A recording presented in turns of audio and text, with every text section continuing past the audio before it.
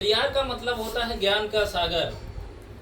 जिस हिसाब से चाहे पेरियार ललई सिंह यादव हो, चाहे पेरियार ईवी रामास्वामी हो, सबके आगे पेरियार लगा होता है तो वो ज्ञान का भंडार कहलाते हैं। इसी क्रम में मैं सबसे पहले दुनिया को मानवता का संदेश देने वाले तथागत गौतम बुद्ध, बोधिसत्व बाबा साहब डॉक्टर भीमराव अम्बेडकर, आरक्षण के जनक छत्रपति साहू जी महाराज, शिक्षा की ज्योत जलाने वाले ज्योतिबा फूले, महामना रामस्वरूप वर्मा, ललई सिंह यादव, लाखन पासी और वीरांगनाओं में उदा देवी पासी, फूलन देवी, तमाम संतों गुरुओं महापुरुषों को नमन बंदन करते हुए आप सभी को आज ललई सिंह यादव के पूर्व दिन पर आप सभी को बहुत बहुत बधाई।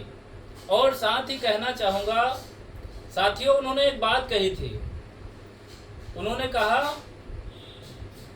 कि बलिदान ना सिंह का होते सुना, बकरे बलि बेदे पर लाए गए, ना काटे गए टेढ़े पादप, सीधों पे आरे चलाए गए, जो है बलवान का नबाका भया, बलहीन सदा तड़पाए गए।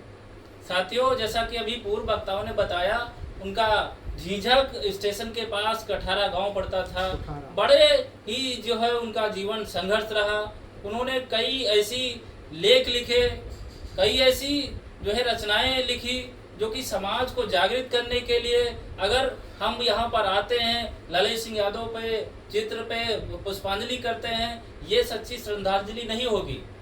साथियों, जब तक हम उनके विचारों पे नहीं चलेंगे, जब तक उनकी कही हुई बातों पर नहीं चलेंगे, तब तक उनका सपना पूरा होने वाला नहीं है।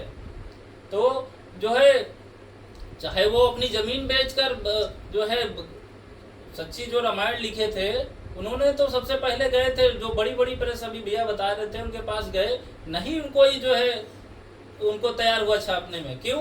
क्योंकि उसमें ऐसी बातें लिखी थी कि आपको और हमको आघात पहुंचता है, क्योंकि हम लोग तो हिंदू हैं।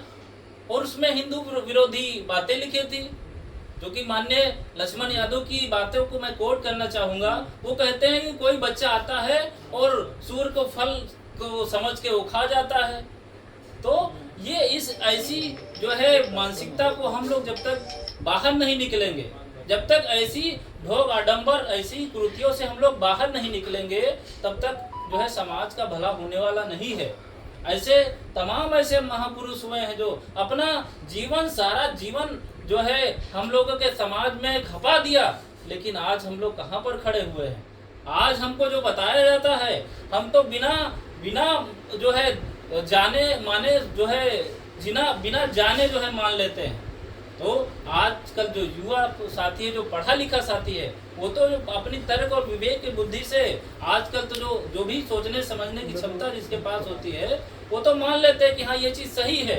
लेकिन अगर महापुरुषों की बातें माने तो वो कहीं ना कहीं हमको वो विरासत याद दिलाती है, वो कारवां याद दिलाता है जो उन्होंने संघर्ष किए हुए हैं। आज संघर्ष उनका संघर्ष था, उनका जो बलिदान था, हम आप मिलकर आगे उनके कारवां को बढ़ाएंगे, और बढ़ाने के साथ साथ जो है तभी उनका सपना पूरा होगा। नहीं तो जो है फूल माला चढ़ाने पर कोई भला होने वाला नहीं है। आइए और हम आप मिलकर संकल्प करते हैं कि महापुरुष जितने भी हुए हैं, चाहे लोहिया जी हुए, चाहे अम्बेडकर साहब, चाहे इतने महापुरुष हुए हैं, उनकी बातों को, उनके रचनाओं को, उनके जो है विचारधारा को जन जन तक पहुँचाने का काम करेंगे। तभी जो है हमारा, आपका और बच्चों का भविष्य उज्जवल होगा। इन्हीं बातों के साथ मैं बड़ी वाणी को विराम देना चाहूँगा। जय भीम, जय संविधान।